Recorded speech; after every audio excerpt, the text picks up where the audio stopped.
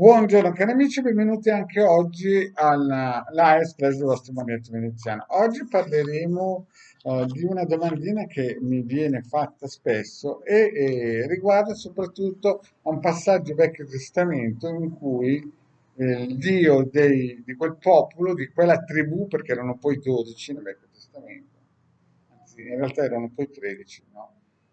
Praticamente diceva non avrai altro Dio fuori che me, io sono geloso di altri deità, idoli, insomma tutte quelle cose. E alcune persone, poi il cattolicesimo l'ha ripreso, l'ha un po' mixato e ne ha fatto un cavallo di battaglia. Ma prima di fare questo, al vostro Manetti Veneziano vi chiedo di iscrivervi al canale YouTube di The Game, al canale YouTube del vostro Manetti Veneziano, se è la prima volta che mi incontri, passi di qui e sei interessato alla materia. Ci sono più di 1500 video nel mio canale. Vi ricordo anche che abbiamo due gruppi, casti sacerdotali e un altro gruppo di radionica, radiostesia, teologia ed ermetismo, gratuiti in Telegram, il link sono sotto qui in descrizione, ti puoi iscrivere. E poi abbiamo il sito del Capitano, che ormai è uno dei siti più gettonati per radionica e radiostesia italiano, in cui hanno scaricato più di 150.000 ebook gratuiti con tantissimi circuiti radionici, quadranti radiostesici, con tante di istruzioni. E il Van Rietto ha regalato all'umanità più di 2 milioni di circuiti radionici, quadranti radiostesici. Bene, fatta questa parentesi, parliamo un po' di questa tematica, cioè a un certo punto questo famigerato Dio, 6.000 anni fa, tira molla, no?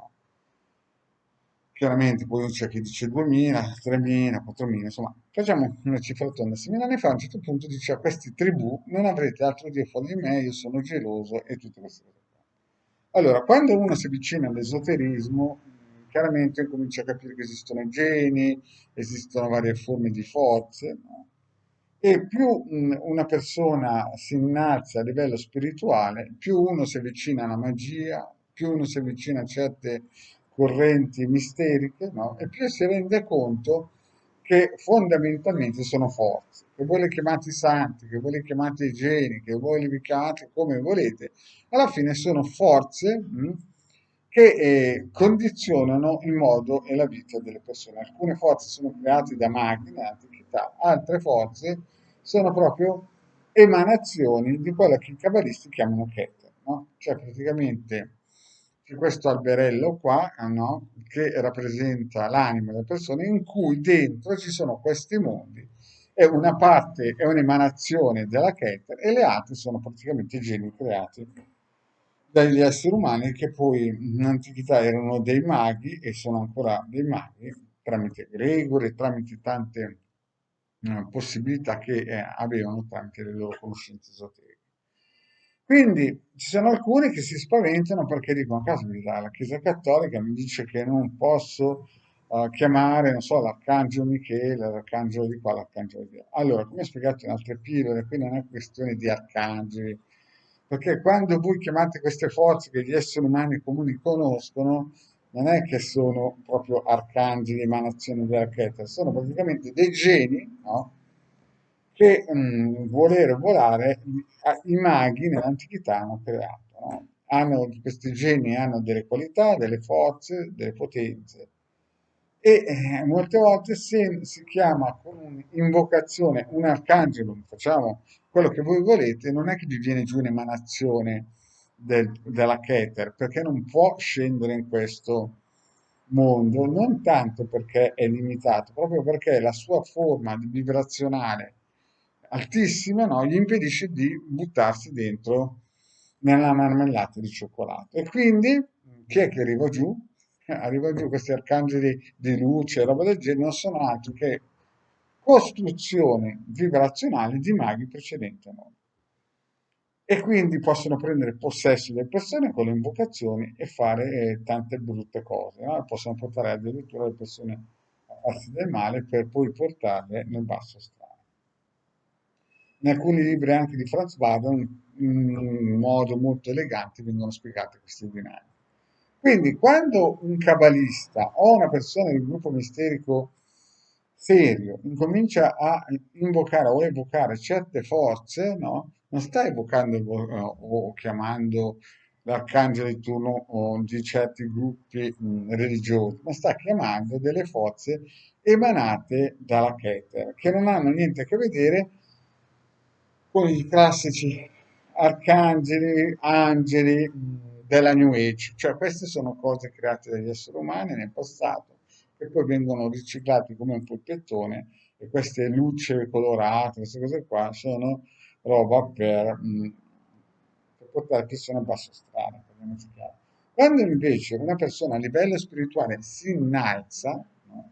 Lo ripeto, quando una persona a livello spirituale si innalza, praticamente supera questa barriera sia di conoscenza che di sensibilità, no? Di questi arcangeli un po' da New Age, no?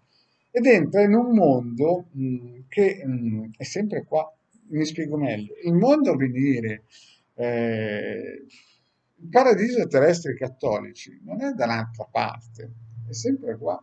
Infatti ci sono, ad esempio, dei cabalisti che vivono costantemente in quello che noi chiamiamo paradiso terrestre, qui contemporaneamente con noi, solo che hanno la conoscenza dell'eguaglianza della forma di Dio e possono trasferirsi nello spazio-tempo. Ma il paradiso terrestre, questa benedizione, sempre nella misura in cui l'essere umano ha la forza cerebrale di fare l'eguaglianza della forma di Dio, vivono in questa forma di, come si può dire, paradiso, no? Ma questa forza che gli dà questa possibilità viene giù direttamente da Keter.